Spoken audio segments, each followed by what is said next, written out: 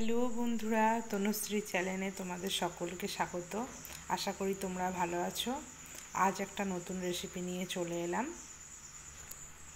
মোচড় মাছ বা আড় মাছ। স্কিপ না করে পুরো ভিডিওটা দেখার অনুরোধ রইল। এই মাছটা এইভাবে রান্না করলে মাংসের স্বাদকেও হার মানাবে এই মাছ। এখানে বড় বড় 6 পিস আড় মাছ নিয়েছি। আলু নিয়েছি পরিষ্কার করে ধুয়ে।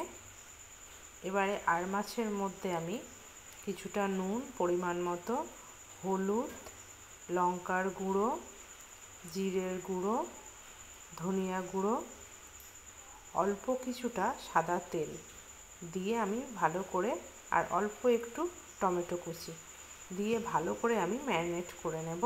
এখানে চাইলে তোমরা সর্ষের তেলে ইউজ করতে পারো। ম্যারিনেট করার পর আমি আধ ঘন্টার মতো ঢেকে রেখে দেবো। এরপর কড়াইতে তেল দিয়ে আলুগুলোকে ভালো করে লাল লাল করে ভেজে নেব। এমনভাবে আলুগুলো ভাজতে হবে যেন তেলের মধ্যেই 50% সিদ্ধ হয়ে যায়। আলু ভাজা থেকে তোলার পর এরপর তেলের মধ্যে তেজপাতা, দারচিনি ও জিরে ফোড়ন দিয়ে দিলাম। তারপর ম্যারিনেট করা মশলা দেয়া মাছটা একে একে দিয়ে দিলাম।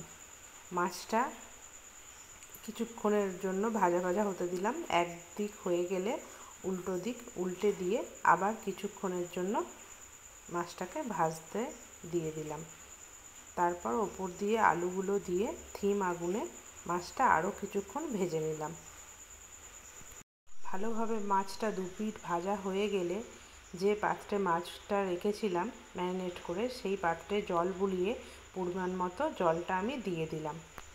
জল দিয়ে মাছটাকে ভালো করে ফুটতে দিলাম যতক্ষণ না আলু সিদ্ধ হয়। আলু সিদ্ধ হওয়ার পর সেই মশলা যেটা দিলে মাছের দ্বিগুণ টেস্ট আসবে।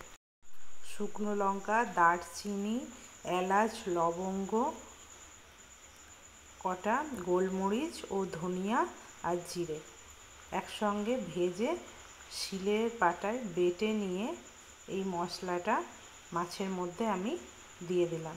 দিয়ে 2 মিনিটের মতো ফুটিয়ে নিলেই রেডি আড় বা মোচড় মাছের রসা।